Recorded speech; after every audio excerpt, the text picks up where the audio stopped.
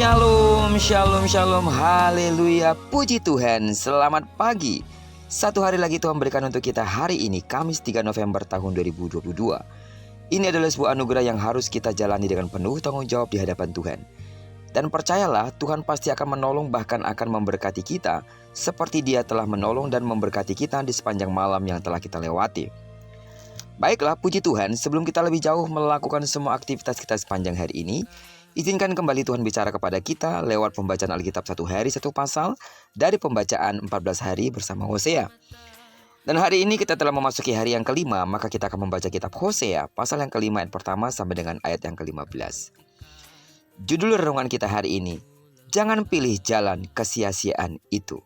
Sebagai pengantar renungan ini saya akan coba bacakan untuk kita ayatnya yang ke-15.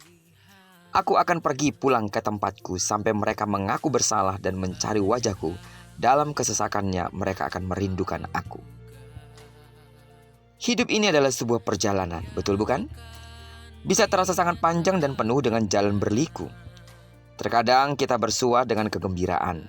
Di lain hari, kesusahan datang menyapa. Namun hal yang paling utama dari semua itu adalah jangan sampai kita salah jalan. Apalagi hingga kita berjalan mengikuti kesia-siaan. Seperti apa kira-kira berjalan mengikuti kesia-siaan itu? Yehuda adalah contohnya. Mereka sudah ditebus serta dibayar lunas dari perbudakan dan pelacuran, namun tetap saja berkhianat. Itulah yang membuat Tuhan gemas kepada mereka.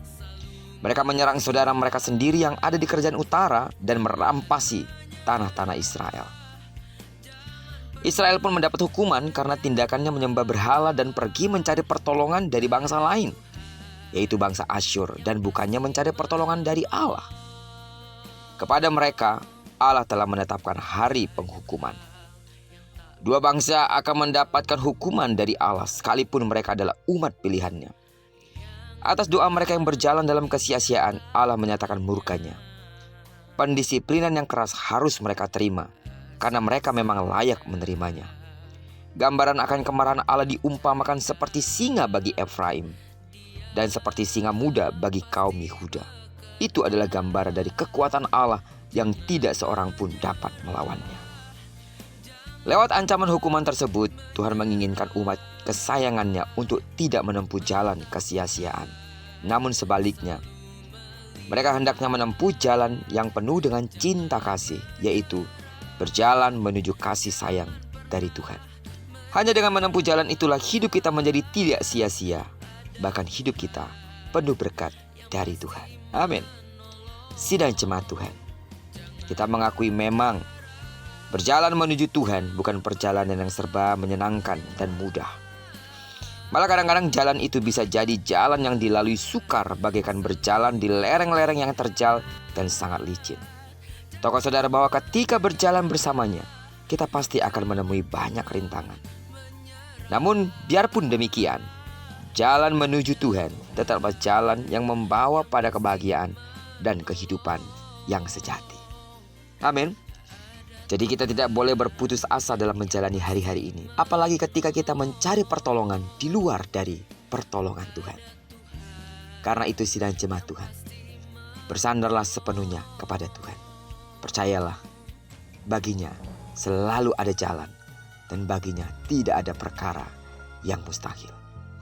Perjalanan yang sia-sia akan membawa Anda kepada kehidupan dan tujuan yang sia-sia pula.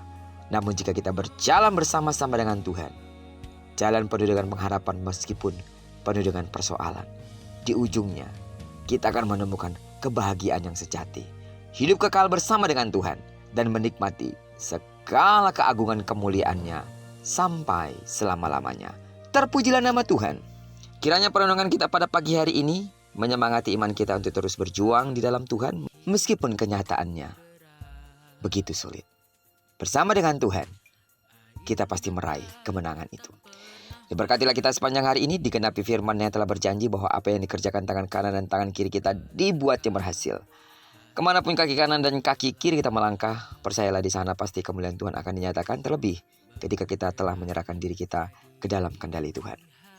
Doaku terus bagi sidang jemaat Tuhan, kiranya kasih karunia Allah melimpah di dalam hidupmu di sepanjang hari ini.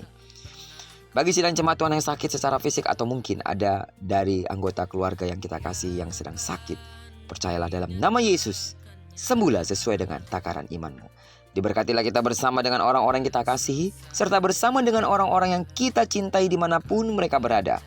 Terpujilah nama Tuhan. Shalom.